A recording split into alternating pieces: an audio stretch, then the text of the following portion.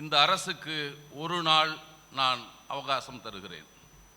அதற்குள் இந்தி கட்டாய பாடம் என்கிற அந்த விதியை ரத்து செய்யாவிட்டால் மீண்டும் ஒரு மொழிப்போர் தொடங்கும் என்று அறிவிக்கிறார். இந்த மூளைகெட்ட மனிதர் பேசிக் கொண்டிருக்கிறார். இருந்து கெட்டதை இன்னொருக்கு இல்லாமல் கெட்டு கொண்டிருக்கிறார். 2 பேர் இருக்காங்க. தமிழ் தேசிய உணர்வு எப்போ வருதுன்னா, திராவிட பிரிவினை நாள் அடுத்தது நடந்த அவருடைய உரை, அதற்கு பின்னால் அங்கு தமிழ் தேசியம் என்று சொல்லிவிட்டு திராவிடர் கழகத்தின் கிளை யாழ்ப்பாணத்தில் பல இடங்கள் இருக்குதில் சொல்லியிருக்காங்க.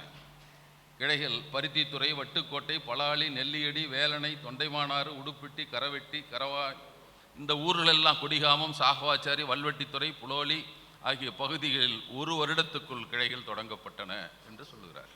அங்கெல்லாம் திராவிடர் கழகம் இயங்கியது. திராவிடன் என்ற பத்திரிகை நடத்தப்பட்டது.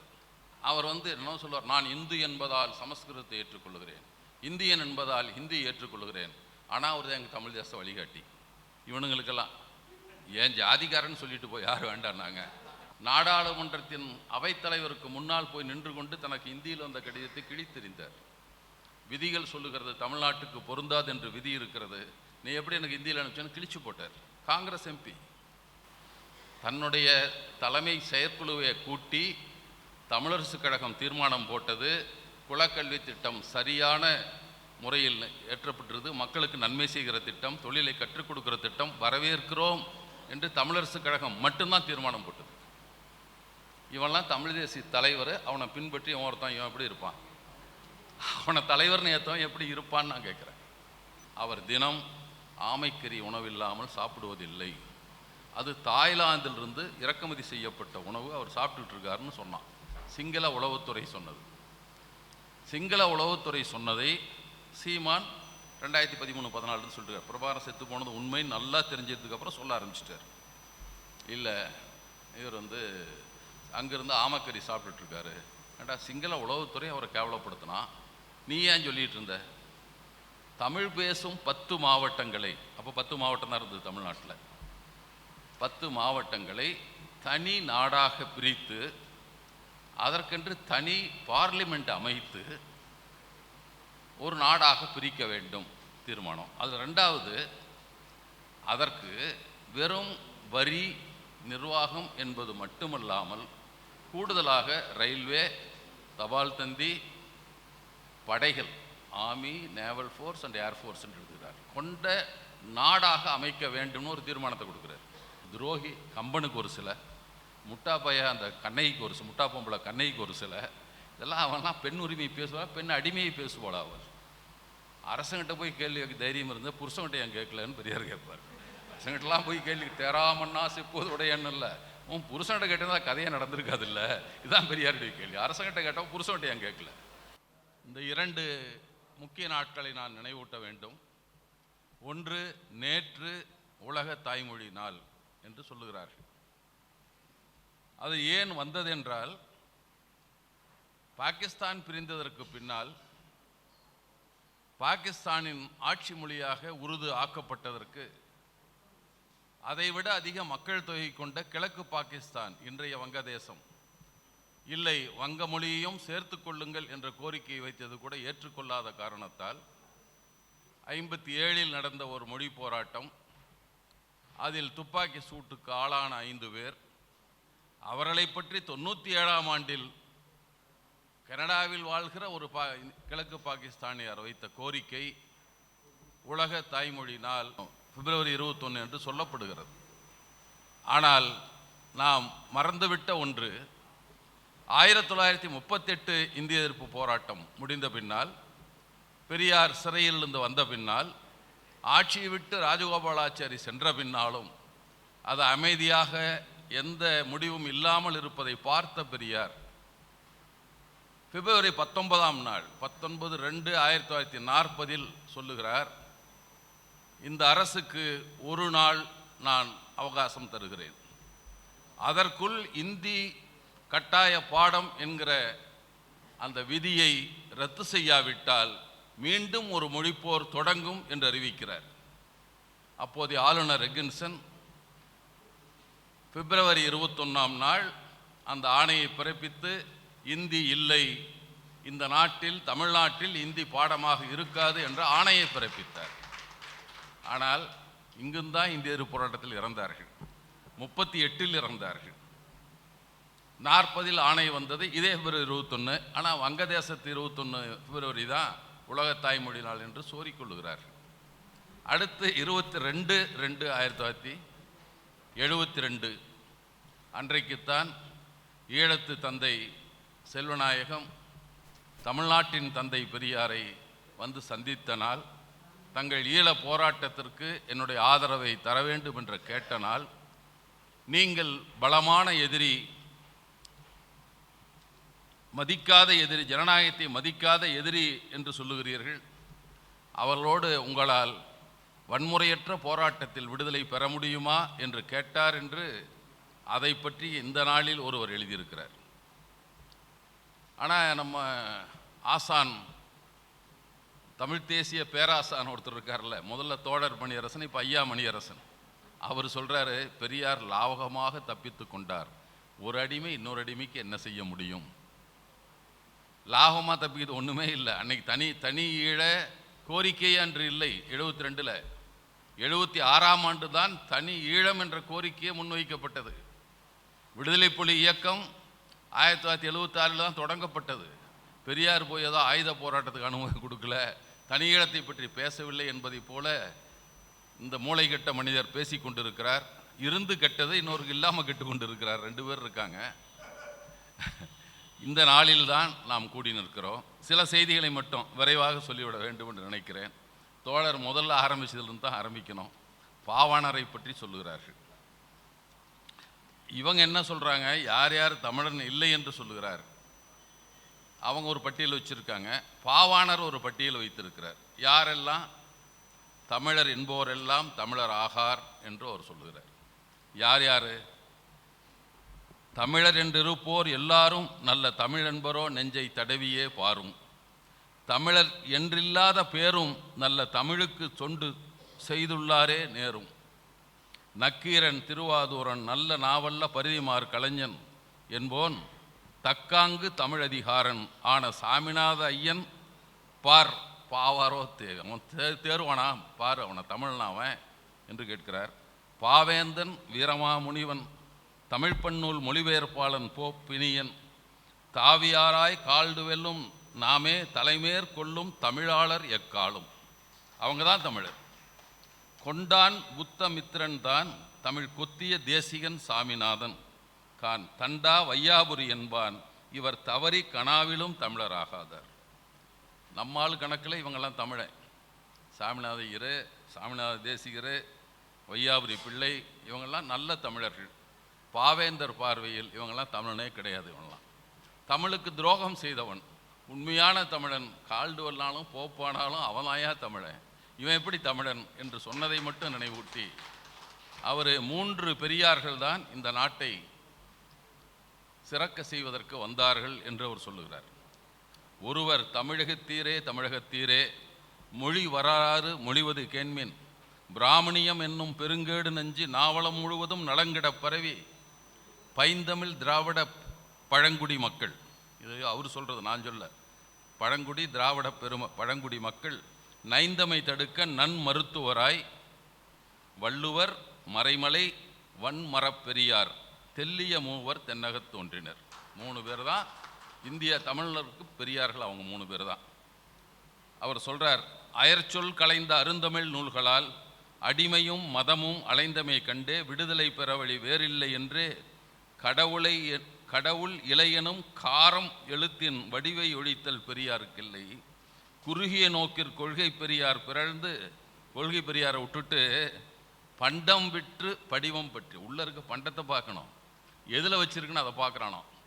அப்படி பண்ணிட்டு இருக்கானே. தமிழர் ஒற்றுமை தடுத்து பகைவரை தம்மோடு சேர்த்து தமிழ் இன உணர்வழிந்து பெரியார் பெயரை கெடுப்பார் தெரியார் தம்மால் தீதுரல் அவருக்கு. அவனுக்கு தெரிஞ்சுக்கணும், பெரியார் எவனாவது கெடுக்க பார்த்தானா அவனுக்கு தான் தீம்பு வந்து சேரும் என்ற 2 பாடலை மட்டும் சொல்லி நான் முடிச்சு. அப்புறம் பாரதிதாசன்லாம் வேண்டாம், பாரதிதாசனா பெரியார் சொன்னதை அப்படியே சொல்லுவார், அவ்வளோதானே நமக்கு தெரிஞ்சது. நான் சொல்ல வந்த 2-3 செய்திகள் தான். ஒன்று, பெரியார் இன்னொன்று இந்த ஊரை பற்றி நான் சொல்லுங்கிறதுக்காக முக்கியமாக கொண்டு வந்தேன், அதை சொல்லிடணும். இந்த ஊரினுடைய சிறப்பு, ஈழத்து விடுதலை போராட்டத்தை எல்லோரும் பேசி கொண்டிருக்கிறார்கள். அதை பற்றிய ஒரு எழுதாத வரலாறு என்ற ஒரு நூலினை அங்கே இருக்கிற ஒரு தமிழர், கொழும்பு தமிழர் எழுதியிருக்கிறார். அவர் அதில் 2-3 செய்திகளை சொல்கிறார். முதல்ல எங்கே நடந்ததுன்னா, இலங்கை சுயமரியாதை இயக்கம் 1932ஆம் ஆண்டு கொழும்பில் கொல்லுப்பிட்டியில் ஆரம்பிக்கப்பட்டது. எப்போ பெரியார் ரஷ்யாவிலிருந்து திரும்பி வருகிற போது நடக்கிற கூட்டம். அந்த கூட்டத்தில் பெரியாரை அழைத்து பேச செய்கிறார்கள். அந்த கூட்டத்தை சுயமரியாதை இயக்க தொடக்க விழாவும் வைத்துக் கொள்கிறார்கள். அதற்கு பெரியார் சிங்கள தேசத்தை சார்ந்த, சிங்கள தேசிய இனத்தை சார்ந்த கொல்வின் ஆர் டி சில்வா, பின்னால் அரசியல் சட்டம் எழுதினவர் அவர் தான். அவர் பெரியாரை அழைத்து தங்கள் சமஜமாஜ கட்சியில் உரையாற்றுமாறு கேட்கிறார். இது ஒன்று. அதுக்கப்புறம் அதை விளக்கம் அப்புறம் சொல்லிக்கலாம். அடுத்து அங்கே இருக்கிற சுயமரியாதை இயக்கம், இலங்கை சுயமரியாதை இயக்கம் பின்னால் திராவிடர் கழகமாக மாறுகிறது. திராவிடர் கழகம் ஒரு கிளையே அங்கு 1/7/1948 பெரியார் திராவிட பிரிவினை நாள் கொண்டாட சொல்லுகிறார். அதை அங்கும் நடத்துகிறாங்க. திராவிட பிரிவினை நாள் என்பதை ஒவ்வொரு ஜூலை 1ஆம் நாளும் தொடர்ந்து பெரியார் நடத்த சொல்லி கோரிக்கை வைத்திருந்தார். எல்லோரும் கொண்டாடி கொண்டிருந்த காலம் அது. அதில் திராவிட நாடு பிரிவினை ஆதரிக்கிறோம் என்று எல்லோரும் பேசுகிறார்கள். அதற்காக ஒரு குழு அமைக்கிறாங்க. அதெல்லாம் வேண்டியதில்லை. கடைசியாக சொல்ல விரும்புவது, அதற்கான 14/7/1948 தமிழ்நாட்டிலிருந்து ஒரு திராவிடர் கழக தலைவர் போகிறார். அவர் உரையாற்றுகிறார். அந்த உரை பெரும் வரவேற்பை பெறுகிறது. அப்படி போய் பேசியவர் கோபி ஜி.என். ராஜு. அவர் தான் போய் அங்கே பேசுகிறார். அதை வரலாறு சொல்லுகிறார்கள். கோபி செட்டிப்பாளையம் ஜி.என். ராசுவின் உரை இலங்கை வாழ் இந்திய வம்சாவளியர் மத்தியில் மட்டுமல்லாது இலங்கையை தாயமாக கொண்ட தமிழர்கள் மத்தியிலும் தமிழ் தேசிய உணர்வினை தோற்றுவித்தது என்று சொல்கிறார். தமிழ் தேசிய உணர்வு எப்போ வருதுன்னா, திராவிட பிரிவினை நாள், அடுத்தது நடந்த அவருடைய உரை, அதற்கு பின்னால் அங்கு தமிழ் தேசியம் என்று சொல்லிவிட்டு அதற்கு அடுத்ததாக இன்னொன்று நடக்குது. இன்னொரு கூட்டம், இந்திய எதிர்ப்பு கூட்டம் ஒன்று 48 இந்திய திணித்தார்கள். நாம் மறந்துடுறோம், 38 மட்டும் சொல்லிட்டு இருக்கோம். 48 ஒரு முறை திணித்தார்கள். அவனாசிலிங்க செட்டியார் கல்வி அமைச்சராக திணித்தார். போராட்டம் நடந்தது, பெரிய போராட்டம். மண்டை உடைப்பெல்லாம் திராவிட கழக தோழர் சந்தித்தார்கள். அந்த நேரத்தில் அதற்காகவும் அங்கும் ஒரு இந்திய எதிர்ப்பு கூட்டம் நடைபெறுகிறது. அது இந்திய எதிர்ப்பு கூட்டத்திற்கு யார் யாரெல்லாம் அழைக்கப்பட்டார்கள் என்றால், ஈழத்தமிழர்களும் அழைக்கப்படுகிறார்கள். நம்ம தமிழர்கள் மட்டும், இந்திய தமிழர்கள் மட்டும் இல்லை, ஈழத்தமிழர்களும் அழைக்கப்படுகிறார்கள். அதில் அமிர்தலிங்கமும் கலந்து கொள்கிறார். அமிர்தலிங்கம் தான் அந்த எதிர்ப்பு மாநாட்டுக்கு செயலாளராக நியமிக்கப்படுகிறார். அவர் தான் மாநாடு நடத்துகிறார். அமிர்தலிங்கம் தலைமையிலான குழுவினர் 22/8/1948 அங்கு ஒரு இந்திய எதிர்ப்பு மாநாட்டை கொழும்பில் நடத்தினர். அவ்வேளையில் கொழும்பு பல்கலைக்கழக விருந்த பேராசிரியர் வித்யானந்தன் உட்பட பல அறிவுஜீவிகள் உரையாற்றியமையிலிருந்து தமிழக திராவிடர் கழகம் விதைத்த தமிழ் தேசியவாதம் இலங்கையிலும் மேலும் வேரூன்றியதை காண முடியும் என்று சொல்கிறார். இந்த 2 நிகழ்ச்சி, ஒன்று திராவிட பிரிவினை நாளை கொண்டாடியதும் அதற்காக ஜி.என். ராஜு அவர்கள் சென்றதும், அடுத்தது இந்திய எதிர்ப்பு மாநாடு அங்கு நடத்தியதும் அதில் ஈழத்தமிழர்களும் பங்கு கொண்டதும், இதெல்லாம் சேர்த்து தான் அங்கு தோன்றியது என்று சொல்லுகிறார்கள். இப்போல்லாம் சொல்கிறான் திராவிடர் கழகம் இருந்துதான்னு. திராவிடர் கழகத்தின் கிளை யாழ்ப்பாணத்தில் பல இடங்கள் இருக்குதில் சொல்லியிருக்காங்க. கிளைகள் பருத்தித்துறை, வட்டுக்கோட்டை, பலாலி, நெல்லியடி, வேலணை, தொண்டைமானாறு, உடுப்பிட்டி, கரவெட்டி, கரவாய், இந்த ஊர்களெல்லாம் கொடிகாமம், சாகவாச்சாரி, வல்வெட்டித்துறை, புலோலி ஆகிய பகுதிகளில் 1 வருடத்துக்குள் கிளைகள் தொடங்கப்பட்டன என்று சொல்லுகிறார். அங்கெல்லாம் திராவிடர் கழகம் இயங்கியது. திராவிடன் என்ற பத்திரிகை நடத்தப்பட்டது. இந்த மடையனுங்க ஒன்றுமே தெரியாது, எதுவும் தெரியாது, ஆனால் பேசிக்கொண்டு போய் எப்படி எங்கள் அண்ணன் திராவிடன், எங்கள் அண்ணன் நான் தமிழன், எங்கள் அண்ணன் தமிழன், நான் எப்படி திராவிடன், நாசமாக போட்டோம். இப்போது இதை பற்றி ஏன் நாம் பேச வேண்டிய தேவை வந்தது என்பது தான். எதிரிகள் தான் எப்போதும் என் கருத்துக்கு பரப்புரையாளர் என்று பெரியார் சொல்லுவார். ஒவ்வொரு காலகட்டத்திலும் அவர்கள் தான் நம்முடைய செய்திகள்லாம் பரப்பி இருக்கிறார்கள். மாநாட்டுக்கெல்லாம் அவன் எதிர்த்து போராட்டம் நடந்தால் மாநாடு சிறக்கும். என்னமோ நடக்குது மாநாட்டில்னு போவாங்க என்று சொல்லுவார்கள். அதை போல இப்போதும் இப்படிப்பட்டவங்க பேசினாதான். முதல்ல சொன்னாங்கல்ல, இந்த மொழி ஆற்றலை பிரிப்பது என்பது.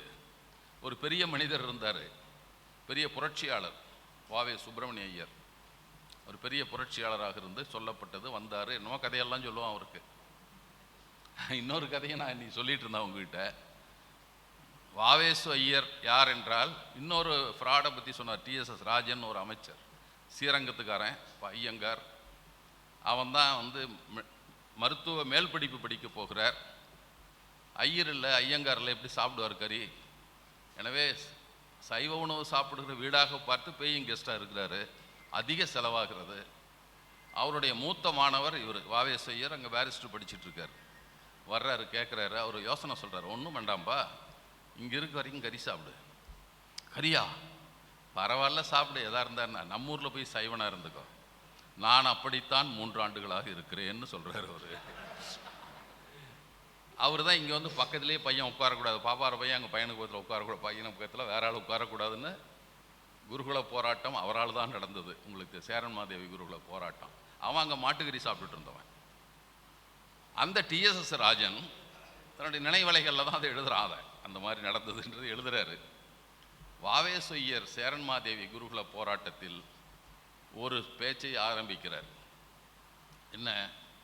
இது தமிழ்நாட்டில் இயங்குகிற குருகுலத்தை பற்றி ஆந்திர தேசத்தாராகிய வரதராஜன் நாயுடுவும் கன்னட தேசத்தாராகிய ராமசாமி நாயக்கரும் எதிர்ப்பதில் என்ன நியாயம் இருக்கிறது என்று கேட்கிறார். எல்லா விஷயமும் பாப்பாங்கிட்ட தான் விஷயத்துக்கெல்லாம் வரும், அப்புறம் தான் முளைச்சி வரும். அப்புறம் அவன்தான் முதல்ல கேள்வி எழுப்புறான். அதற்கப்புறம் அந்த விவாதங்கள் அது மூடினாங்க, அதெல்லாம் நாசமாக போச்சு. அதுவும் அடுத்தது ஒருவர் வந்தார், சீபா ஆதித்தனார். கேரளாவில் தமிழர்கள் தாக்கப்பட்டார்கள், கொல்லப்பட்டார்கள். அப்போது ஆளும் கட்சியான பிரஜா சோசியலிஸ்ட் கட்சியினுடைய சட்டமன்ற உறுப்பினராக ஆதித்தனார் இருந்தார். ஒரு வார்த்தை பேசல, நாம் தமிழர்னு பேசவே இல்லை, நாம் மலையாளின்னு பேசாமல். அப்போனா அப்போ அந்த மாவட்டங்கள் எல்லாம் கேரளா திருவாங்கூர் சமஸ்தானத்தில் இருந்த காலம். அப்புறம் அடி வாங்கிட்டு இருந்தாங்க, திருப்பி வந்தார், இப்படி வந்தார். அதற்கு பின்னால் மாப்போசி என்ற ஒருவர், ஒரு காமெடி பீஸ் தான். ஆனாலும் அவர் என்ன சொல்வார், நான் இந்து என்பதால் சமஸ்கிருதத்தை ஏற்றுக்கொள்கிறேன், இந்தியன் என்பதால் ஹிந்தி ஏற்றுக்கொள்கிறேன். ஆனால் அவர் தான் எங்கள் தமிழ் தேச வழிகாட்டி. இவனுங்களுக்கெல்லாம் ஏன் ஜாதிகாரன்னு சொல்லிட்டு போய் யார் வேண்டான்னாங்க. அவர் எப்படி தேசிய வழிகாட்டி உனக்கு? திராவிட எதிர்ப்பு மாநாடுன்னு நடத்தினார். ஒரு ஆண்டு முழுதும் திராவிட எதிர்ப்பு மாநாடு. அது நடத்தின மகிழ்ச்சியில் 15 கிலோ ஏறி போயிட்டேன்னார். அவரே எழுதியிருக்கார். ஏன்னா பாப்பான் காசு கொடுத்தா நல்லா தின்னுட்டு இருந்தாருன்னு அர்த்தம். அதுக்கு வேற என்ன பொருள் இதுக்கு? ஒரு ஆண்டு முழுக்க நடந்தது. அப்புறம் வந்தார். அப்புறம் திமுக உதயசூரி சின்னத்தில் தான் அவரும் நின்னார், ஆதித்தனாரும் தான் நின்னார். நன்று ஆனாங்க. ஒரு அப்போ கருத்து படம் கூட தினத்தந்தியில் இப்போ கூட பக்கமாக போட்டிருந்தாங்க. சேரை தூக்கி தலைமையில் வச்சுக்கிட்டு அண்ணா தம்பி வந்திருக்கிறேன் அப்படின்னு அண்ணா வீட்டை கதவு தட்டுற மாதிரி ஒரு படம் போட்டிருந்தாங்க. பெரியார் சொன்னாராம், அவனுக்கு மட்டும் மந்திரி பதவி கொடுத்துறாது, நீ என்னமோ பண்ணி தொலை, மாப்போசி கொடுத்துறாது, அவ்வளோதான் அவருடைய ஒரே கோரிக்கை. ஆதித்தனே சபாநாயகர்ன்ட்டாங்க, அமைச்சர் பதவியெல்லாம் கொடுக்கல. அப்படித்தான் வைத்திருந்தார்கள். இந்த 2 பேரும் பதவிக்கு வந்தவுடனே அந்த கட்சிக்கு பிஜேபி. ஏன்னா இங்கே இருக்க காங்கிரஸ்காரனை கூட உணர்வு இருந்தது. நம்ம சொல்லுகிற மாதிரியெல்லாம் இப்போவும் காங்கிரஸ் கொஞ்சம் மாறி இருக்கு, மகிழ்ச்சி தான், நடுவில் தான் இருந்தது. 1965 இந்திய எதிர்ப்பு போராட்டம் நடந்தது. இங்கே பெரிய போராட்டம், துப்பாக்கி நடந்தது. என் தமிழ் மக்களை சுட்டுக் கொள்ளுகிறீர்கள், நீங்கள் சொன்ன வாக்குறுதியின்படி ஆங்கிலம் நீடிப்பதற்கான அந்த வாக்குறுதியை சட்டமாக்கவில்லை என்று சொல்லி சி சுப்பிரமணியமும் ஓவி அழகேசனும் மத்திய அமைச்சர்கள் தங்கள் பதவியை துறந்தார்கள். 2 பேரும் ரிசைன்மெண்ட் வந்தாங்க. காங்கிரஸ்காரன் தான் வந்தாங்க. அதற்கடுத்து நம்முடைய டெக்சாஸ் குப்புசாமி 3 ஆண்டு காங்கிரஸ் எம்பியாக இருந்தவர், நாடாளுமன்றத்தின் அவைத்தலைவருக்கு முன்னால் போய் நின்று கொண்டு தனக்கு இந்தியில் வந்த கடிதத்தை கிழித்தெறிந்தார்.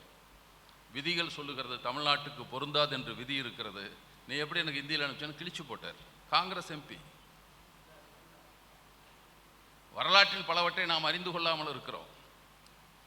தேவிகுளம் பீர்மேடு என்பது தமிழ்நாட்டுக்கு தான் சொந்தம் என்று தமிழ்நாடு சட்டமன்றம் தீர்மானம் நிறைவேற்றியது. ஆனால் சி சுப்பிரமணியம் முன்மொழிஞ்சார், காமராஜர் தான் முதல்வர், சட்டம் இயற்றப்பட்டது. ஆனால் நாடாளுமன்றத்தில் தங்கள் செல்வாக்கை பயன்படுத்தி அங்கே அது 2 கேரளாவுக்கு சொந்தம்னு சட்டம் ஏற்றான். அங்கே நாடாளுமன்றத்தில் நிறைவேற்றப்படுகிறது. அவர்கள் கோரிக்கை வைக்கிறார்கள், இல்லை தயவு செஞ்சு சட்டத்தை மாற்றுங்க உங்கள் தீர்மானத்தை, முடியாது என்று காமராஜர் சொல்லுகிறார்.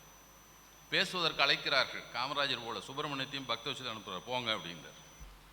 நேரு வலியுறுத்துகிறார், நீ காங்கிரஸ்காரன், நான் சொல்கிறத கேட்கல என்ன அர்த்தம்? அப்படியா? நேராக அங்கேருந்து பம்பாய்க்கு போகிறாங்க.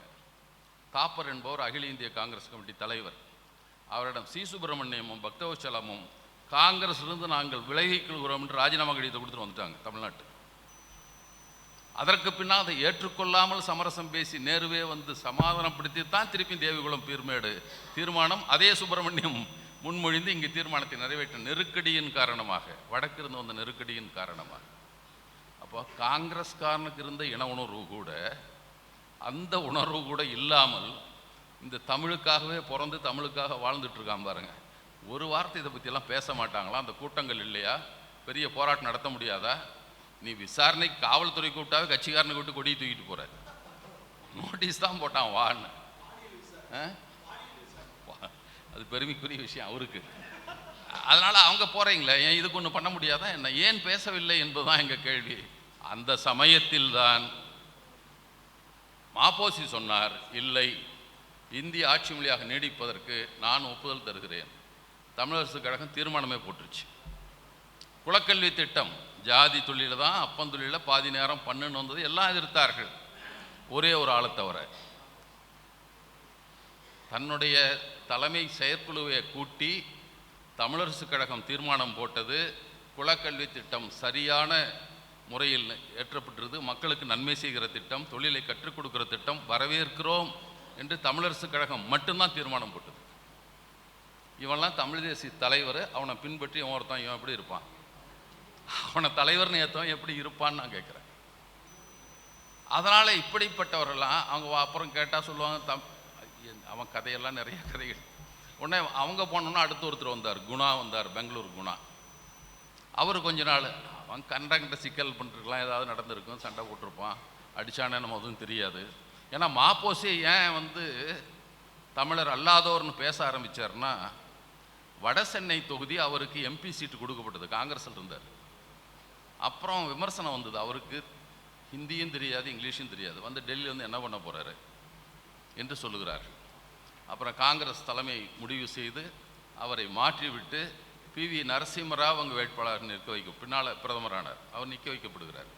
அன்னைக்கு தான் ஆரம்பித்தார், தமிழ்நாட்டில் தெலுங்கனுக்கெல்லாம் கொடுக்கக்கூடாது. எதுக்கு வந்தது இவனுக்கெல்லாம்? இவனுக்கு சீட்டு போச்சு, உடனே கொள்கை பேச ஆரம்பிச்சிட்டான், தமிழ்நாட்டை தமிழர்கள் தான் இருக்க வேண்டும், மற்றவங்களாம் ஒத்துக்க மாட்டேன். இப்படிப்பட்ட கயவாளிகள் தான் இவர்களுக்கு தலைவர்களாக இருந்து இவர்களுக்கு வழி நடத்துகிறார். அவருக்கு சொன்னோம், குணாவுக்கான பதில் எழுதப்பட்ட ராஜேந்திரன் எழுதினார்,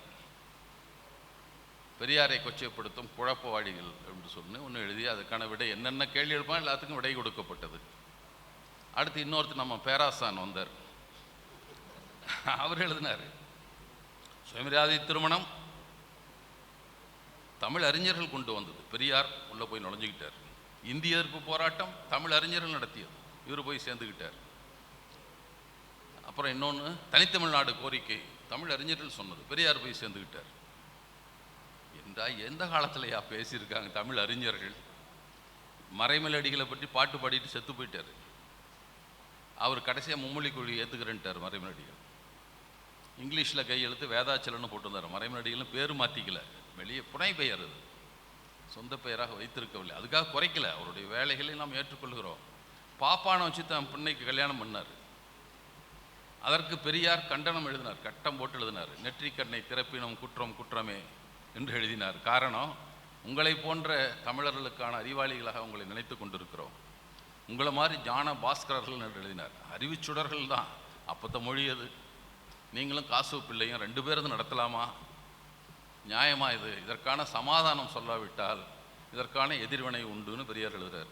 அப்புறம் சமாதானம் சொல்கிறார், அவங்களாம் பழைய காலத்து தமிழன் தான், இப்போ தான் ஆகிட்டான். இந்த பெரியாருக்கும் மற்றவனுக்கு என்ன வித்தியாசம்னா, போட்ட அந்த காலத்தில் இந்த சொல் ஏன் பயன்படுத்தப்பட்டது என்றால் அப்படிமா, இன்று மக்களால் எப்படி புரிந்து கொள்ளப்படுகிறது அதை மட்டும் சொல்லு, இதுதான் பெரியார் கொள்கை.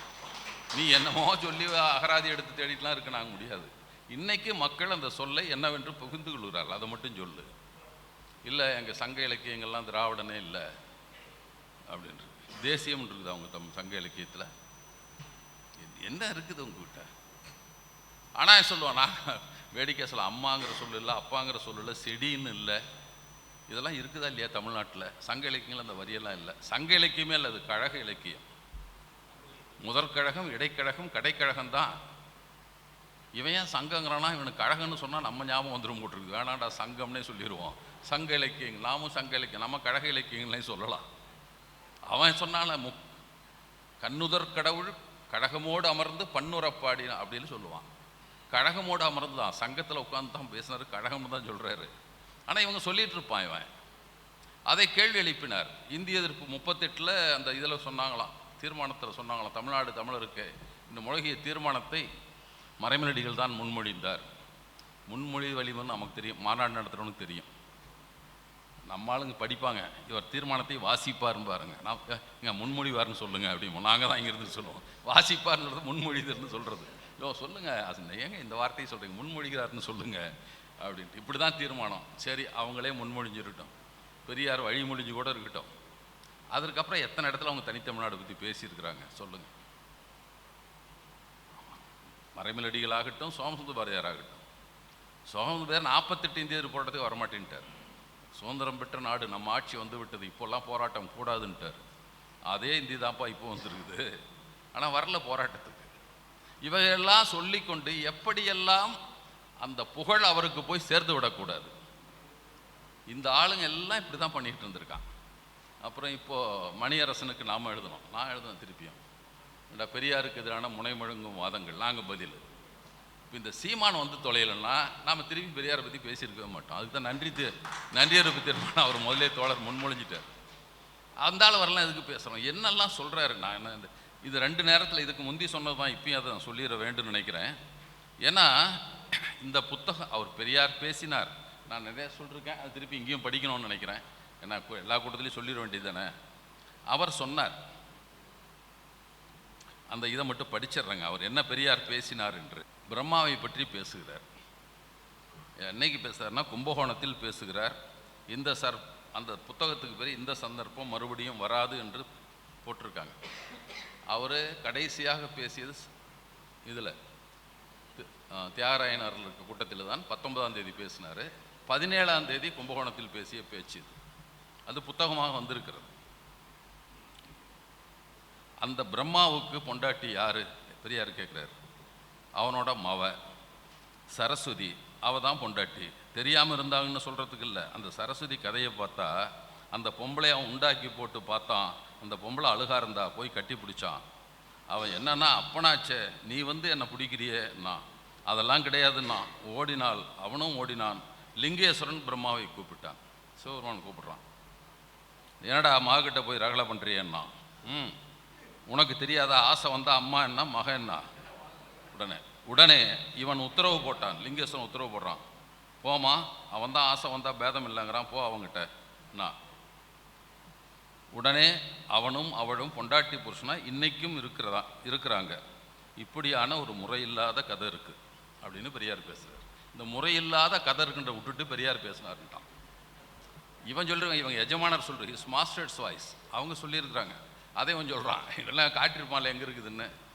அண்ணாமலை சாயந்தரமே சொல்லிட்டார், எங்கிட்ட இருக்குது காட்டுறேன். நம்மளால தான் யாராவது கேட்டாங்க, வாட்ச் பில்லே ஒன்றும் காட்டல நீ, அதுக்குள்ளே இதை வேற பேசிகிட்டு இருக்கேன்னு. அடுத்து ஹெச் ராஜா சொல்கிறார், பேரறிஞர் ஹெச் ராஜா சொல்கிறார், எங்கிட்ட இருக்க ஆதாரம், எங்கடா போயிட்டீங்க. இப்போ அல்லகைங்கெல்லாம் சொல்லுது, கேஸ் வந்தால் கோர்ட்டில் காட்டும். ஏண்டா கூட்டத்தை தான் பேசுனேன், கூட்டத்தில் காட்டு, இல்லை கேஸ் வந்தால் காட்டுறோம். நாங்கள் அப்போது நான் வைத்த 2-3 செய்தியை மட்டும் உங்கள்கிட்ட சொல்லிடுறேன். ஒன்று ஸ்ரீமத் பாகவதம். நான் கோவை கூட்டத்தில் அப்போ தெரியாமல் தான் பேசினேன், அன்னைக்கு இது நடக்கலாம் தெரியாது. பெரியார் நினைவு நாள் விழா, அந்த விழாவில் நான் அதை பேசினேன். அடிக்கடி அவன் சொல்லுவான், மகளை கல்யாணம் பண்ணிட்டான் 11/5 கரெக்டாக தேதி ஒன்று போடுவான். எது நிஜம் நினச்சிக்கணும், சரியா தேதியெல்லாம் போடுறானே அப்படின்னு நம்ம நினச்சிக்குவோம். அந்த மாதிரி போய் பேசுவானுங்க. அப்புறம் இப்போ கூட போட்டானுங்க, அது இல்லைடா பேஜ் எடுத்து போட்டாங்க, விடுதலையே முடிஞ்சு போச்சு கதை. அதில் நான் சொன்னேன், ஒரு பாகவதம் புராணம் இருக்கும், ஸ்ரீமத் பாகவதம். அதில் 3வது தொகுதி 12வது அத்தியாயம் 30வது ஸ்லோகம். தந்தையே, நீங்கள் உங்களை சிக்கலாக்கி கொள்ள முயலும் இந்த செயலை வேறு எந்த பிரம்மாவாலும் வேறு யாராலும் உங்களாலும் முயற்சி செய்யப்படவில்லை. எதிர்காலத்தில் யாரும் முயற்சி செய்ய துணிய மாட்டார்கள். நீங்கள் பிரபஞ்சத்தில் உயர்ந்தவர். உங்கள் மகளுடன் உடலுறவு கொள்ள விரும்புவது மற்றும் உங்கள் விருப்பத்தை கட்டுப்படுத்த முடியாமல் இருப்பது எப்படி அப்படின்னு தேவர்கள்லாம் போய் பிரம்மாட்ட கேட்குறாங்க. இது பாகவத்தில் இருக்கு. அப்புறம் நீங்கள் மிகவும் சக்தி வாய்ந்தவராக இருந்தாலும் உங்களுக்கு அதெல்லாம் வேண்டியதில்லை, இது மட்டும் கேட்குறாங்க. நான் அந்த கூட்டத்தில் சொன்னேன், தந்தையே அப்படின்னு ஆரம்பிக்குது. இவன் நினச்சி நான் தந்தைனா பெரியார் தான் ஞாபகம் வந்துருக்கு, பிஜேபி காரர்களுக்கு ஆர்எஸ் காரர்களுக்கு. உடனே பெரியாருன்ட்டான்டா. டே, அவன் பிரம்மாவை தந்தையேங்கிறான்டா. ஓ ஃபாதர்னு இங்கிலீஷில் இருக்குது, அது ஹிந்தியில் இருக்குது நமக்கு தெரியல. இங்கிலீஷில் இருக்குது, அது தமிழில் தந்தையேன்னு மொழிபெயர்க்கிறான். உனக்கு தந்தையேன்னு சொன்னால் உனக்கு வந்து பிரம்மா தான் ஞாபகம் வரல, பெரியார் தான் ஞாபகம் வர்றாரா உனக்கு என்று நாம் கேட்டோம். அதற்கு பின்னால் தான் இந்த ஆள் பேசினான், ரொம்ப நாள் கழிச்சு இந்த ஆள் பேசினான். அப்போ நாம் வைப்பது என்னவென்றால் கோரிக்கை. இதை எப்போ வச்சதுன்னா, மாதுருபாகன் அப்படின்னு ஒரு புத்தகத்தை நாம் பெருமாள் முருகன் எழுதினார். அதில் வந்து குழந்தை இல்லாதவர்கள் வேறு ஆணோடு சேர்ந்து கூட குழந்தையை பெற்றுக்கலாம் ஒரு பழக்கம் இருந்தது. ஒரு தேர் திருவிழாவில் இருட்டில் போய் என்ன வேணாலும் பண்ணிக்கலாம், குழந்தை பெற்றுக்கலான் இருந்ததுன்னா அந்த கதையில் வருது. அதை வந்து 7 வருஷம் ஆச்சு. இங்கிலீஷில் ஒருத்தன் மொழிபெயர்த்துட்டான். வடக்கு இருக்கிற அரசுக்காரன் பார்த்து இங்கே இருக்கணும்னு சொல்லியிருக்கான். டேய், நீங்களாம் என்னடா கவனிங்க, அவங்க அப்படி பொம்பளை பற்றி பேசியிருக்கான், பேசாமல் இருக்கிறான்ட்டு. நம்மளுக்கு ஒன்று வீரம் வந்துச்சு. என்னை பற்றியா சொல்லிட்டேன்னு ஆரம்பிச்சிட்டான். 25,000 காப்பி போட்டு கொடுத்தான். அதை அந்த பேஜை மட்டும் 25,000 காப்பி எடுத்து போட்டான். நாங்கள் துண்டறிக்கை ஒன்று போட்டோம். ஏண்டா பெருமாள் முருகன் அவமானப்படுத்தான், நீங்கள் உங்கள் பொம்பளைங்களை அவமானப்படுத்துறீங்களா? அவன் பேசாமல் யாரும் படிக்கவே இல்லை, 7 வருஷமாக யாரும் வந்து சொல்லவே இல்லை. நீ 25,000 ஜெராக்ஸ் போட்டு கொடுக்குற எல்லாத்துக்கிட்டையும். இப்போ தான் படிக்கிறான். நம்ம மருத்துவர் பாலகிருஷ்ணன் போட்டார், உள்ளதைத்தான் சொல்லி இருக்கிறார்கள்னு துண்டறிக்கை போட்டார். இல்லாத சொல்லி உள்ளதான் சொல்ல. உடனே போய் இவங்கெல்லாம் போராட்டம். அங்கே போய் அவர் கடைக்கு முன்னால் மருத்துவமனைக்கு முன்னால் 2வது முறை போட்டார். நீங்கள் போராட்டம் நடத்தினாலும் அதுதான் கொஞ்சம் உண்மை. இந்த பாட்டி சொல்லிச்சு என்கிட்ட, இந்த பாட்டி 3 பேர் பேரையும் போட்டு விட்டார். அமைதி ஆயிட்டாங்க. நாங்கள் அப்போது ஒரு துண்டறிக்கை போட்டோம். மனு தர்ம சாஸ்திரம் என்ன சொல்லுகிறது அப்படிங்கிறத பற்றி எல்லாத்தையும் படித்தா உங்களுக்கு கூட இதாக இருக்கும். கணவன் புத்திரன் இல்லாமல் இறந்து போனால் மனையால் கணவன் கோத்திரமுள்ள ஒரு புருஷனிடத்தில் புத்திரனை பெற்று அப்புத்திரனுக்கு கணவன் சம்பாதித்த பொருளை கொடுத்து விட வேண்டியது. புத்திரன் பிறந்த பின்பு கணவன் இறந்து பின்பு அந்த மனையால் மற்றொருவனிடத்தில் பிள்ளை பெற்றுக்கொண்டால் அவ்விரண்டு புத்திரர்களுக்கும் தன் தன் பிதாவின் ஆஸ்தியை எடுத்துக்கொள்ள வேண்டியதல்ல. அது இவன் சொத்தை கேட்கக்கூடாது. இப்படி ஒரு 4-5 ஸ்லோகங்கள் இருக்குது. அதெல்லாம் இல்லை, எண்ணெயை பூசிக்கணும். அது நல்லா அழகாக நம்முடைய திராவிட கழகத்தில் வீரமணி அவர்கள் சொல்லுவார்கள். பிள்ளையம் இல்லாமல் அந்த குலம் நசிக்கிறதாக இருந்தால் அப்போது அந்த ஸ்திரீ தன் கணவன் மாமனார் முதலாளின் உத்தரவை பெற்றுக்கொண்டு தன் மைத்துனன் அல்லது தன் கணவனுக்கு 7 தலைமுறைக்கு உட்பட்ட பங்காளி இவர்களோடு சொல்லுகிறபடி புணர்ந்து குலத்திற்கு ஒரு பிள்ளையை பெற்றுக்கொள்ளலாம். அப்போ வந்து தன் தேகம் எங்கும் நெய்யை பூசிக்கொள்ள வேண்டியதுன்னு எழுதியிருக்காங்க. ஆசிரியர் வீரமணி சொல்லுவார், அதுக்கப்புறம் நான் சோத்து கூட நெய் ஊற்றிக்கிறது இல்லைங்க அப்படின்பார். இதுக்கெல்லாம் சொல்லியிருக்காங்கடா என்று சொல்லுவார். இதையெல்லாம் துண்டறிக்கையாக போட்டு கொடுத்தோம்.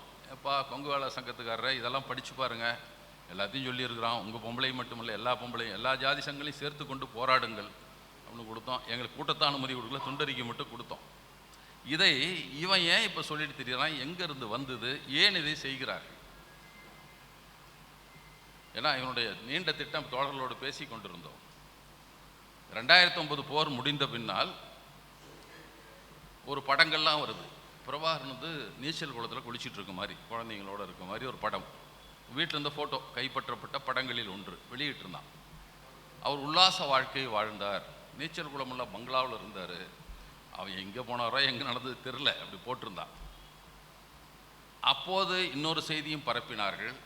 அவர் தினம் ஆமைக்கறி உணவில்லாமல் சாப்பிடுவதில்லை, அது தாய்லாந்திலிருந்து இறக்குமதி செய்யப்பட்ட உணவு அவர் சாப்பிட்டுட்டு இருக்காருன்னு சொன்னான்.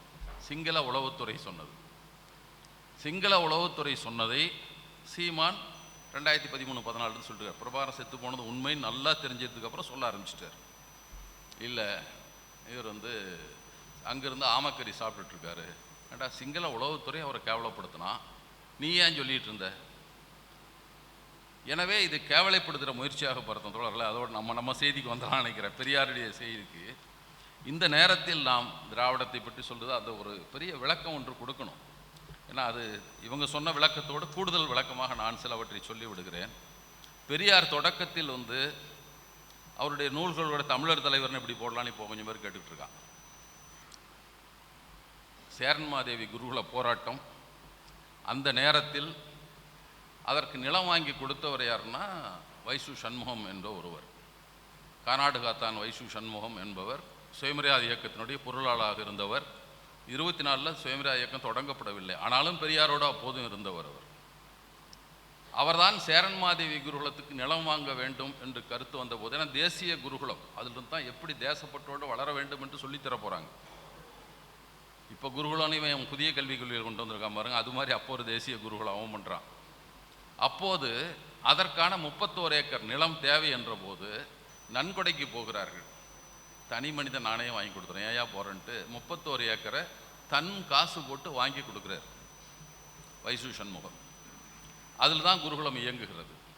குருகுலத்தில் உணவு படைப்பதில் இப்படிப்பட்ட வேறுபாடு காட்டப்படுகிறது என்றவுடன் அதுக்காக உணவு மறுக்கப்பட்டவன், அடிக்கப்பட்டவன் யார், அடி வாங்கினவன் யாருன்னா சுந்தரம் என்ற மாணவன். அவன் பின்னால் தமிழ்நாட்டின் முதலமைச்சராக இருந்த ராமசாமி, ஓமந்தூர் ராமசாமி ரெட்டியாருடைய மகன். அவனை தான் அடிக்கிறாங்க. எப்படா நீ தண்ணி குடிச்சேன்னு அடிக்கிறாங்க. அவன் வந்து சொல்கிறான் அப்பா கிட்ட, நீ அவர்கிட்ட போய் சொல்லுப்பா, என்கிட்ட சொல்லி என்ன பண்ணுறது. பெரியார் காங்கிரஸில் இல்லை, அப்போது காங்கிரஸ், பெரியாரும் காங்கிரஸ் அவரும் காங்கிரஸ். பெரியார்கிட்ட வந்து சொல்கிறான். அவரும் வேடிக்கையாக பெரியார் சொல்லியிருக்காரு. அவர் வந்த உடனே பெத்த நாயத்துக்கு செப்புறான்னு சொல்லிட்டான். உடனே என்கிட்ட வந்துட்டான் அந்த பையன் என்று பெரியார் சொல்லுவார். வந்து சொல்கிறான். உடனே அது வந்து வரதராஜ நாயுடுக்கு சொல்ல உடனே அவர் அறிக்கை விடுகிறார். சமபந்தி போஜனம், சமமான கல்வி முதலியை கொடுத்து சம திருஷ்டியுடன், சம பார்வையுடன் நடத்த தயாராக இருப்பதாக ஐயர் அறிவித்தாலன்றி இக்குருகுலத்துக்கு பொருளுதவி செய்யக்கூடாது என்று பிராமணர் அல்லாதவரை கேட்டுக்கொள்ளுகிறேன். காங்கிரஸ் நடத்த குருகுலத்துக்கு தமிழ்நாடு காங்கிரஸ் தலைவர் அறிக்கை விடுறாரு, யார் நன்கொடை தர வேண்டாம், அங்கே 2 பேரும் சமமாக வச்சு சோறு போடுறாங்கன்னா அது வரைக்கும் கொடுக்காத என்று அறிக்கை விடுகிறார். அதற்கப்புறம் அதை பற்றி அப்பப்போ பேசுகிறார்கள்.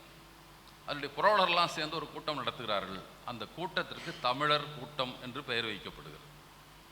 அது வந்து 2 பத்திரிகைகளும் அப்போ வந்து நமக்கெல்லாம் ஏடுகள் இல்லை, பெரியார் குடியரசெல்லாம் இல்லை. அப்போ லட்சுமிங்கிற ஏடு, குமரன்ங்கிற பத்திரிகை 2 தான் வருது இந்த செய்திகள்லாம்.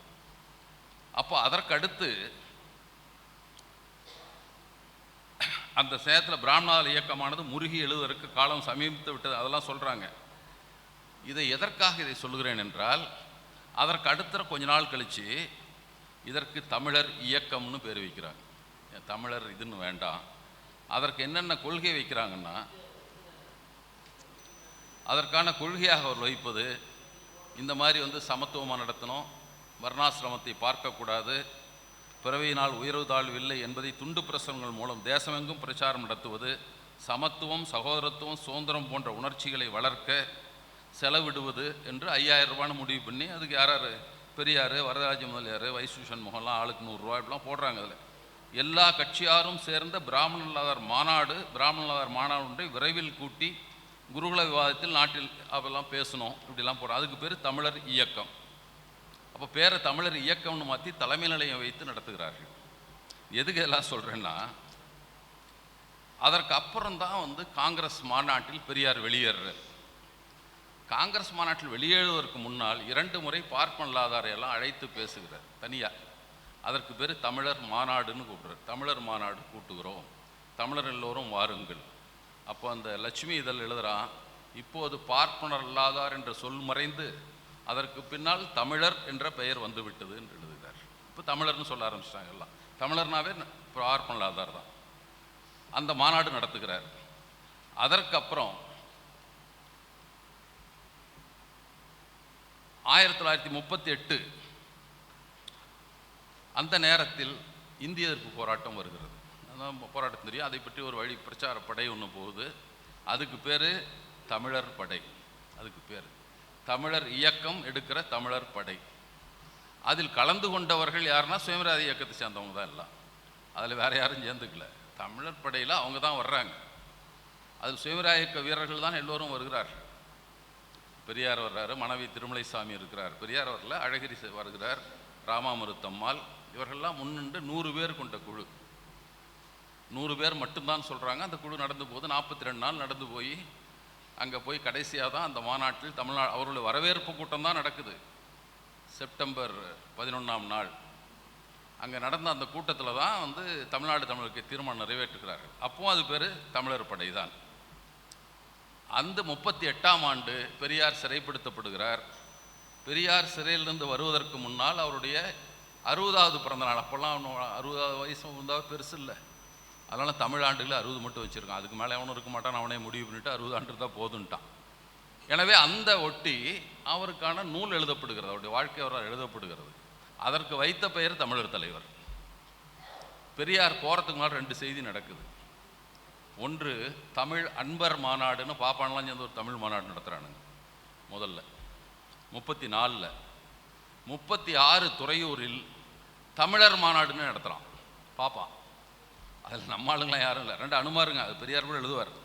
2 அனுமாருங்கள்லாம் கலந்துக்கிட்டானுங்கன்னு எழுதுவார். இதில் தமிழன்பர் ஆரிய பார்ப்பனர்கள் பேருக்காக தங்களுக்கு இசைந்த 2 தமிழர்களையும் 2 மகோதரிகளையும் கிறிஸ்தவர்களையும் சேர்த்து கொண்டு தமிழர் மாநாடு என்று போடாது தமிழ் அன்பர் மாநாடு என்ற மாநாட்டை சூழ்ச்சியாக பண்ணியிருக்காங்க அப்படின்னு எழுதுகிறார் அவர்.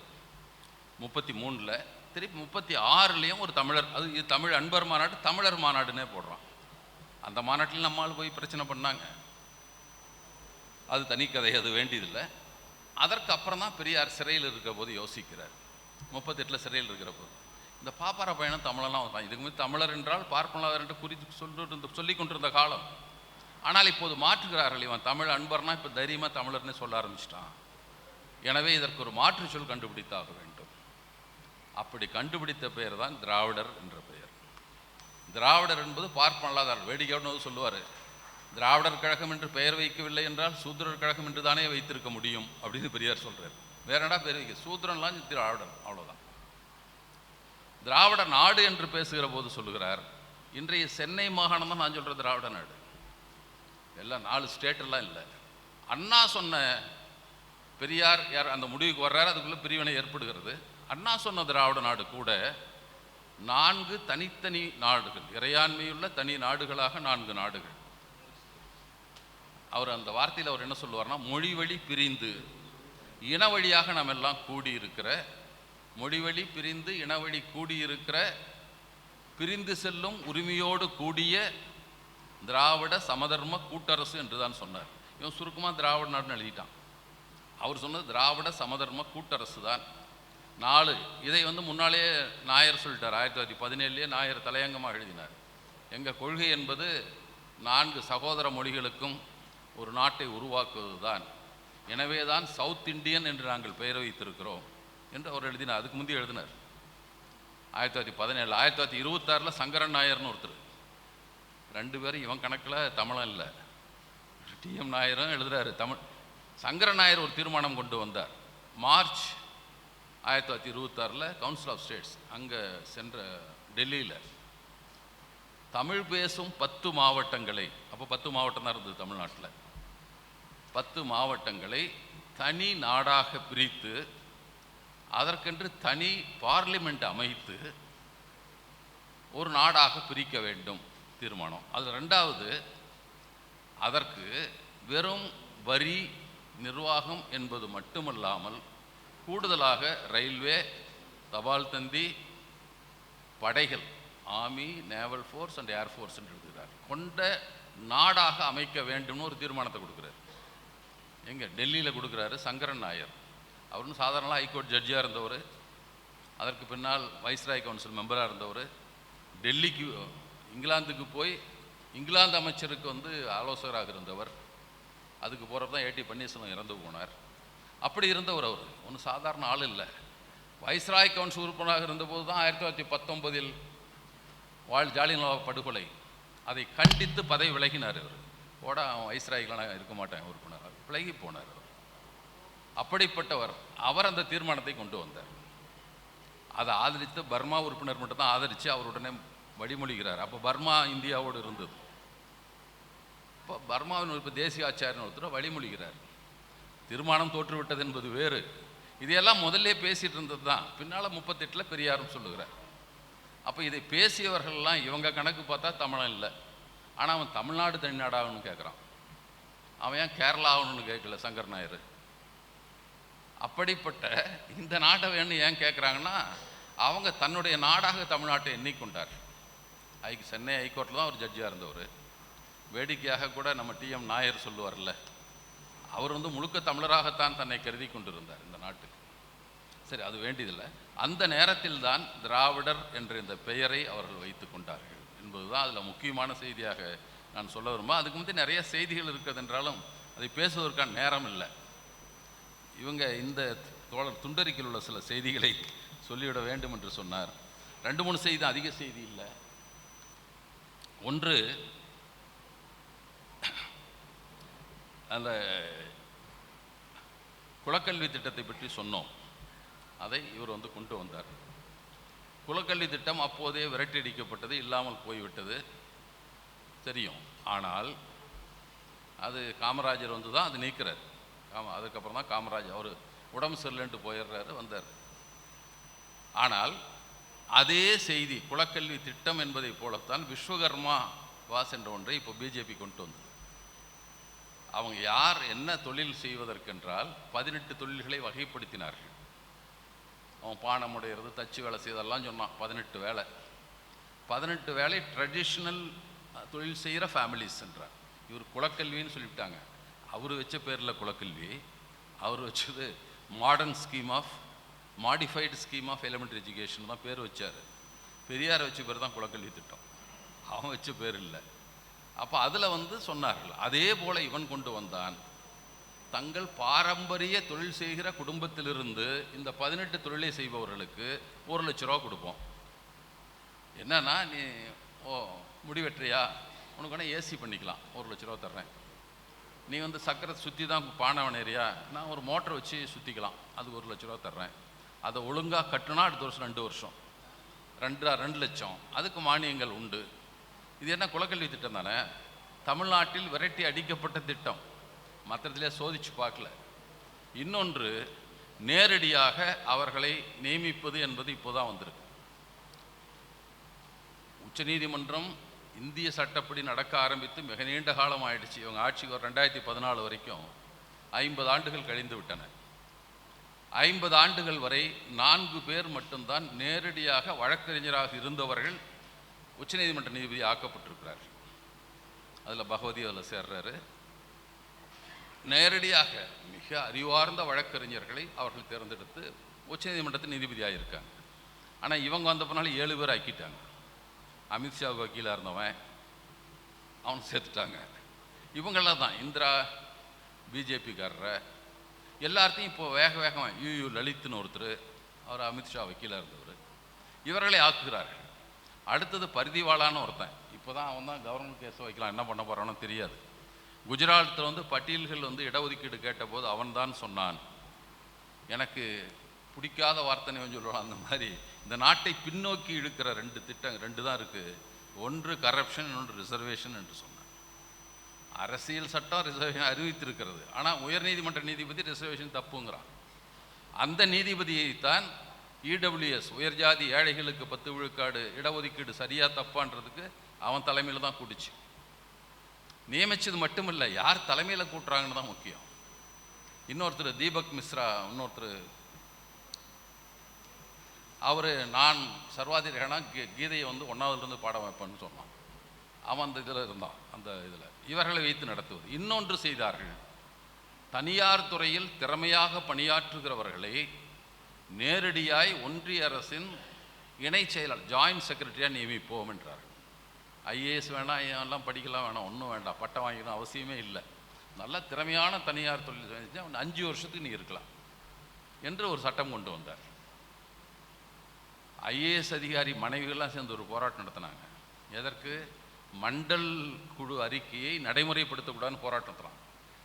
ஐஏஎஸ் அதிகாரி, இந்தியன் சர்வீஸ் எல்லாமே, ஐபிஎஸ் ஐஎஃப்எஸ் எல்லாமே, அவங்க மனைவிமாரெல்லாம் சேர்ந்து போராட்டம் நடத்தினாங்க. ஏதோ ஒருத்தனுக்கு அவன் ஐஏஎஸ் இல்லை, அவன் கிளர்க்காக போகிறான், 27 நம்மால் உடனேவா போயிட போகிறான், ஏதோ போவான், அதுக்கு போராட்டம். உங்கள் புருஷன் வேலைக்கே கொண்டு வைக்கிறானே, இதுக்கு ஏதாவது போராடினீங்களா? போராட மாட்டாங்க, ஏன்னா எங்கள் கவர்மெண்ட்டு கொண்டு வந்துருக்கு. 14 பேர் நியமித்த, இப்போ 21 பேர் ஆகிவிட்டதாக சொல்லுகிறார்கள். அவங்க 5 ஆண்டு மட்டும் இருப்பார்கள். 5 ஆண்டு மட்டும் இருந்தால் அவன் ஒழுங்காக செய்வானா? அவன் அரசாங்கத்துக்கு உழைப்பானா, அடுத்து திருப்பி நான் வந்து வேலைக்கு போக போகிறோம், அந்த கம்பெனிக்கு தான் போக போகிறோம், இந்த கம்பெனிக்கு வந்து செஞ்சு வச்சுட்டு போவானா, என்ன செய்வான் அவன்?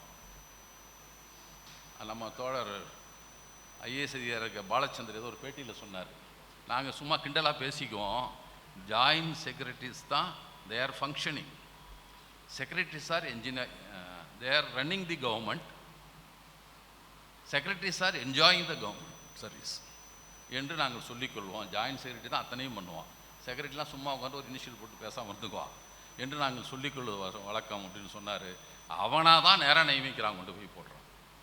இதற்கு இது என்னது? இடஒதுக்கீட்டை தாண்டி செய்கிற வேலைகள். இடஒதுக்கீடே கிடையாது, நீதிபதியாக வழக்கறிஞர் அவசியம் இல்லை. நமக்கெல்லாம் உயர் நீதிமன்றத்துக்கு இல்லை, உயர் நீதிமன்றத்துக்கு போகணுன்னா மாவட்ட நீதிபதிகள் ஆகிறதுக்கு என்னென்ன வச்சுருக்கான் தெரியுமா? நீ எத்தனை ஜட்ஜ்மெண்ட் கொடுத்துருக்க, எத்தனை வந்து இதாக இருக்குது, இந்த இதெல்லாம் கேட்குறான். ஹைகோர்ட் ஜட்ஜி ஆகிறதுக்கு முந்தி சுப்ரீம் கோர்ட்டுக்கு அதெல்லாம் ஒன்றும் கிடையாது, எதுவும் கிடையாது, எந்த தகுதியும் வேண்டியதே இல்லை. பெரியார் சொல்லுவார், தனியாக இந்த வக்கீலுங்க காலம்பூரா பொய்யே சொல்லி இருந்தவன் அவனை ஜட்ஜாக போனால் உண்மையான தீர்ப்பு சொல்லுவானே எப்படி நம்புறதுன்னு பெரியார் கேட்பார். வக்கீலுக்கு நீதிபதி ஆகக்கூடாதும்பார். இவன் ஒரு பக்கம் பேசி தான் பழக்கம், நடுநிலையாக பேசி பழக்கமே இல்லாதவர்கள் அவங்க போகக்கூடாதுன்னு பெரியாருடைய கருத்து. அதே மாதிரி ஆர்டிஓ ஆஃபீஸ் கூட ரெண்டு தான் அவர் தொடர்ந்து நிர்வாகத்தில் அவர் சொன்னது. எதுக்கு ஆர்டிஓன்னு ஒருத்தன், தாசில்தார் கூடுதல் சட்டம் பவர் கொடு, நேரடியாக கலெக்டரேட் இருக்கட்டும், நடுவில் இருக்க ஆர்டிஓ, இவன் போஸ்ட் ஆஃபீஸ் வேலை பண்ணுறவன் எதுக்கு, இவ்வளோ சம்பளம், இத்தனை பேரான அடிக்கடி எழுதி கொண்டே இருப்பார். எனவே அப்படிப்பட்ட வேளையில் இவர்களை கொண்டு போய் சேர்ப்பது என்பதெல்லாம். அப்புறம் வந்து திருக்குறளை தங்கத்தட்டில் வைத்த மலம் என்று சொன்னாரா என்று ஒரு இது, அதை இதுலையும் போட்டிருக்காங்க. சொன்னார், திருக்குறள் இல்லை, கம்பராமாயணத்தை சொன்னார். ஸோ நல்லா இருக்கு, இலக்கிய நயம் வாய்ந்தது என்று சொன்னபோது அவர் சொன்னார், தங்கத்தட்டில் அமேத்தியத்தை வைத்து கொடுத்தால் நீங்கள் புசி சாப்பிடுவீங்களான்னு கேட்டார். அமேத்தியம்ன்றது மலம்ங்கிற சொல்லுக்கு வேற சொல்லு சொன்னார். இப்படி தான் பெரியார் கேட்டார். சுவையாக இருக்குன்னு நம்மளை நாசமாக்குறதுரா அது.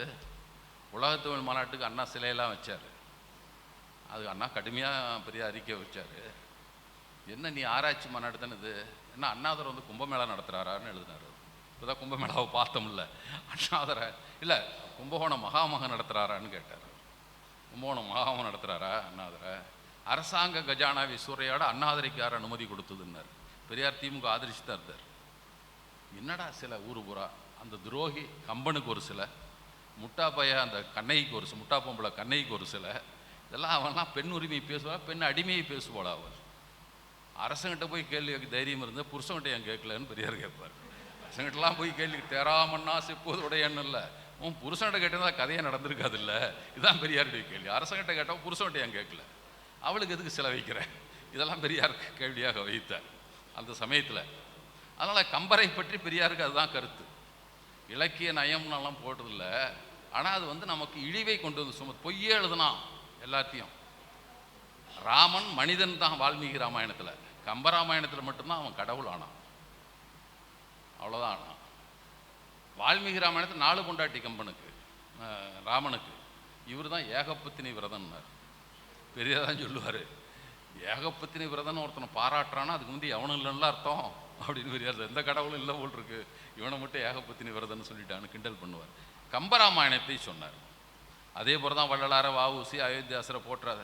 வள்ளலாருடைய பாடல்களை ராமலிங்க சுவாமிகள் பாடல் திரட்டு என்று புத்தகத்தில் 6ஆம் திருமுறையிலிருந்து 100 பாடல்கள் எடுத்து புத்தகமாக குடியரசு வழியில் பதிப்பித்து வெளியிட்டார் பெரியார். ஒன்றும் மறைக்கல. வஉசி பற்றி அவர் அயோத்தியாசரை பற்றி தெரிஞ்சிருந்தாலும் பேசியிருக்க மாட்டார்.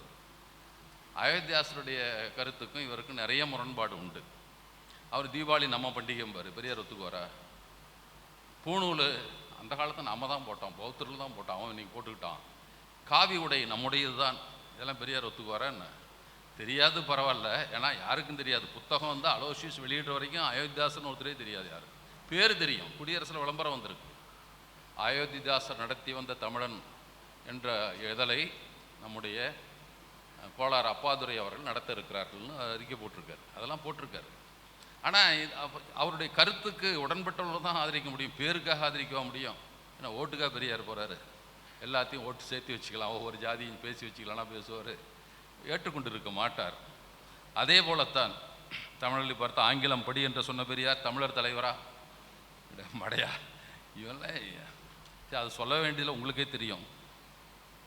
38 தமிழ்நாடு கோரிக்கையை வலியுறுத்தியவர் யார்? இருமொழி கொள்கையை ஆதரித்து இந்தி திணிப்பை எதிர்த்தது ஏன்? இந்த கம்பெனிகள்லாம் சொல்லிக்கிட்டே இருக்கோம். தமிழ் கம்பெனிகள் பூரா ஆராய்ச்சி படிப்போரை தமிழ்லே செய்வோம். உனக்கு எங்கடா கலைச்சொற்கள் இருக்குது? மனைவி முஸ்தபா புத்தகத்தை எத்தனை பேர் வாங்கியிருக்கான்னு கேளுங்க. தமிழ் அறிஞர்கள்லாம் ஒருத்தன் வாங்கியிருக்க மாட்டான். அவர் பாவம் எழுதி குதிச்சு செத்து போயிட்டார். அவர் தான் கலைச்சொற்களை உருவாக்கி கொடுத்தார். அதை பயன்படுத்தி நூல்கள் வெளிவந்திருக்கிறதா? பெரிய அதெல்லாம் திட்டிட்டு சொன்னார், இலக்கியத்தில் ஒன்றுமே இல்லை அப்படின்லாம் சொல்கிறேன். உங்களுக்கு கோபமாக தான் இருக்கும். காதலையும் கடவுளையும் கழித்து விட்டால் உங்கள் தமிழ் இலக்கியத்தில் ஒன்றும் கிடையாது. அறிவார்ந்த நூல்களை எதிர்காலத்தை நோக்கி அவர் சொல்லுவார். தமிழ் படித்தாவே கண்ணு பின்னால் போயிடுது, புரடையும் போயிடுதும் பாரு பெரியார். அவன் 2000 வருஷத்துக்கு முன்னால் தான் பேசுவான். நாளைக்குன்னு பேசவே மாட்டான் புலவன்லாம் மாதிரி பெரியார். அவன் புலவன்லாம் பேச மாட்டான். நான் பயன்படுகிற நூலை, அறிவியல் சார்ந்த நூலை, அறிவியல் வளர்ச்சிக்கான நூலை எழுதுங்கள். நான் இலவசமாக அடித்து உனக்கு சன்மானமும் தருகிறேன். எழுதுனதுக்கு பணம் கொடுக்குறோம்பா, எழுதுங்கன்னு கீழே அறிக்கையும் விட்டார். தமிழ் காட்டு மிராண்டின்னு சொல்கிற அறிக்கையில் தான் அது இருக்குது. ஓடு, உனக்கு நான் தரேன், பணம் தர்றேன், அன்பளிப்பு தருகிறேன், நீ எழுதி கொடுத்தீங்கன்னா. புத்தகம் பிரிண்ட் பண்ணி உனக்கு பாதி புத்தகம் தரேன், விற்றுக்க, நான் பாதி விற்றுக்கிறேன் என்று சொன்னார். பாவனர் கூட சொல்லுவார், விற்காமல் கிடந்த என் நூல்களை பெரியார் எங்கள் வீட்டுக்கு வாங்கிட்டு போய் அதை முழு பணம் கொடுத்து வாங்கி கொண்டு போய் பெரியார் ஊராக விற்று கொண்டு இருந்தார். ஒப்பியன் மொழி நூல் நினைக்கிறேன். அது விற்காமல் கிடந்து எடுத்துக்கொண்டு பெரியார் போனார். ஒரு நாள் வந்தார், எனக்கு பணம் கொடுத்துலாம் விட்டுருங்க, அது உதவி, அவருடைய வறுமையை பார்த்து கொடுத்துருக்கலாம். நான் அவர் அவ்வளோ வறுமையில் இருந்தார். பாவனர் சொன்னார், சிலதுக்கெல்லாம் ஒத்து போக சொன்னார்கள். ஆம், எனக்கு வறுமை இருக்கிறது, வயிறும் இருக்கிறது, ஆனால் மானமும் இருக்கிறது, நான் அதை ஒத்துக்க மாட்டேன்டான்ட்டார். உங்கடா உங்களெலாம் அதை சொல்லி பிழைக்கிற அவசியம் இல்லை என்று சொன்னால் மானம் உள்ளவனும். அவரை பற்றி சொல்லிட்டு இந்த மாதிரி ஒவ்வொரு கொடுத்தும் வடவர் சுரண்டல் முக்கியமாக சொல்லணும். இப்போ யோசிக்க வேண்டிய ஒன்று, நான் அதை முதல்ல முன்மொழிலான்றதான் எங்கேயோ போயிட்டோம். பெரியார் நடத்திய போராட்டங்கள் பெருவெற்றி பெற்றது என்பது முதல்ல நாம் சொல்லுவோம். எழுதப்பட்டு ஓராண்டுக்குள் திருத்தம் பெற்ற அரசியல் சட்ட திருத்தியவர் பெரியார் தான் சொல்லுவோம். எல்லா இடத்துலையும் பெருமையாக நாம் சொல்லிக் கொள்கிறோம். அதற்கு காரணம் நம்முடைய வகுப்புரிமை சட்டம் செல்லாது என்று சொன்ன காரணத்தால் திருத்தினாங்க. 2 போராட்டம் ஒரே நேரத்தில் நடந்தது. ஒன்று கருப்பு கொடி போராட்டம், மறியல் போராட்டம் நடந்து கொண்டது. இன்னொரு பக்கம் வடவர் சுரண்டல் எதிர்ப்பு போராட்டமும் நடத்தினார் பெரியார். 2 கடைக்கு முன்னால், ஆரிய பவன் என்கிற வடவர் உணவு கடைக்கு முன்னாலும், கிஷன்ராம் செல்லாராம் என்கிற ஜவுளி கடைக்கு முன்னாலும் மறியல் போராட்டம் போய் தடுக்கிறதில்ல. இந்த நம்மளும் கடை அந்த இருக்குது, அங்கே போய் வாங்கிக்கோங்க, இங்கே வேண்டாம். நம்மால் ஹோட்டல் அங்கே இருக்குது, இங்கே சாப்பிடாது, அங்கே போய் சாப்பிடுங்க. இவ்வளோதான் அப்போ நடந்த போராட்டம். இதுதான் போராட்டம். இது முதல்ல 26ஆம் தேதி அறிவித்தார். 1ஆம் தேதி தமிழ்நாடு முழுக்க நடத்துங்கள் என்று சொன்னார். நான் நினைக்கிறேன் ஒன்றிய அரசு பணிந்து போனதுக்கு காரணம் இதுதான் போராட்டம் காரணம்னு நினைக்கிறேன். வடவர் சுரண்ட நம்மளுங்க பொழப்பெல்லாம் போயிட மாட்டேங்குதுரா. அவன் தான் காங்கிரஸ் நிதி கொடுத்தான். ஏழை பங்காளன் காந்தி கூட பிர்ராமாளியில் தான் இருந்தார். அவர் அங்கே தான் உட்கார்ந்தார். பிர்ராமாளியில் தான் அவர் ஏழை பங்காளன் இருந்தார். அப்படிப்பட்டவெல்லாம் பணம் கொடுத்தான். ஜமன்லால் பஜாஜ், அவர் தான் காங்கிரஸுக்கு பொருளாளர், பஜாஜ் கம்பெனி ஓனர். இவங்க தான் இருந்தாங்க அப்போ அந்த வடவருக்கு அடுத்தது அதையே செஞ்சார் 57 சட்டேரி போராட்டத்தின் போது. யாரும் பார்ப்பனனை போல வடவரையும் நீங்கள் எதிருங்கள். வடவர்னா இந்த வர்ற கூலி தொழிலாளி இல்லை, முதலாளிகளை.